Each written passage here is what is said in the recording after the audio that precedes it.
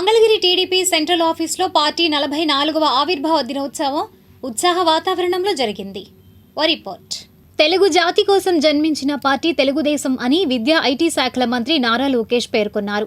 మంగళగిరిలోని పార్టీ కేంద్ర కార్యాలయంలో నిర్వహించిన తెలుగుదేశం పార్టీ 44వ ఆవిర్భావ దినోత్సవ వేడుకల్లో ముఖ్యమంత్రి నారా చంద్రబాబు నాయుడుతో కలిసి మంత్రి లోకేష్ పాల్గొన్నారు. ఈ సందర్భంగా నిర్వహించిన సభలో మంత్రి మాట్లాడుతూ టీడీపీ జాతీయ అధ్యక్షులు చంద్రబాబుకి, రాష్ట్ర అధ్యక్షులు పల్లా శ్రీనివాసరావుకి, తెలుగుదేశం పార్టీ కార్యకర్తలు, నాయకులు, అభిమానులకు 44వ ఆవిర్భావ దినోత్సవ శుభాకాంక్షలు తెలిపారు.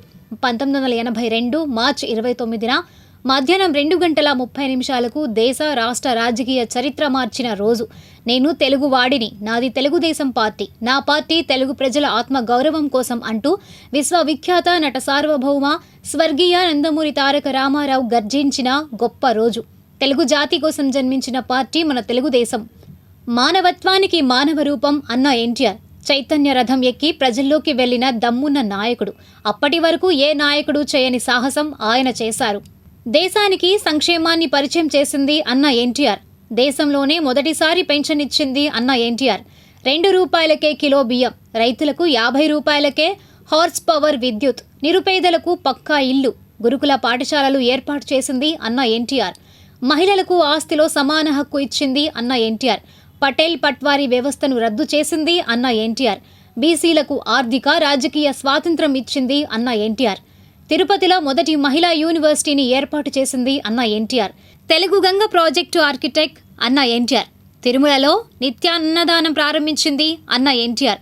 ఇలా చెప్పుకుంటూ పోతే ఒక రోజు పడుతుంది. కేవలం 7 ఏళ్లలోనే అన్న ఎన్టీఆర్ అనేక సంక్షేమ కార్యక్రమాలను తీసుకువచ్చారు. దేశానికి అభివృద్ధిని పరిచయం చేసింది మన బ్రాండ్ సీఎం చంద్రబాబు నాయుడు. ప్రజల వద్దకు పాలన ప్రారంభించింది మన సిబిఎన్. విద్యా, ఉద్యోగాల్లో మహిళలకు 33.33% రిజర్వేషన్ ఇచ్చింది మన సిబిఎన్.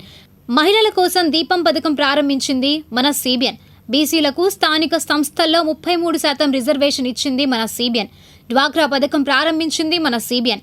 పట్టిసీమ నిర్మించింది సిబిఎన్. రైతు బజార్లు ప్రారంభించింది మన సిబిఎన్. సైబరాబాద్ కట్టింది ఆయనే. అమరావతి కడుతోంది ఆయనే. అప్పుడు ఐటీ, ఇప్పుడు క్వాంటమ్. వయస్సు 75 కానీ స్పీడ్ 25 ఏళ్ల కుర్రాడు. ఆయన రికార్డులు బద్దలు కొట్టే వ్యక్తి ఇంకా పుట్టడు. అది మన సిబిఎన్. గల్లీ నుంచి ఢిల్లీ వరకు పసుపు జెండా పవర్ ఏంటో చూపించాం. జాతీయ రాజకీయాల్లోనూ సైకిల్ ముద్ర ఉంది. National front, United front, NTA సంకీర్ణ ప్రభుత్వాల్లో కీలక పాత్ర పోషించింది తెలుగుదేశం పార్టీ. రాష్ట్రపతిగా అబ్దుల్ కలాంను ప్రతిపాదించింది మన సిబిఎన్. పార్లమెంట్కు మొదటి దళిత స్పీకర్గా జీఎంసీ బాలయోగిని నియమించింది మన సిబిఎన్. అంబేద్కర్కి భారతరత్న రావడంలో కీలక పాత్ర పోషించింది అన్న ఎన్టీఆర్. హైవేల నిర్మాణం, విద్యుత్, టెలికాం, ఐటీ రంగాలు, డిజిటల్ పేమెంట్స్, ఇప్పుడు డేటా సెంటర్, ఇలా అనేక సంస్కరణలు తీసుకురావడంలో కీలక పాత్ర పోషించింది తెలుగుదేశం పార్టీ.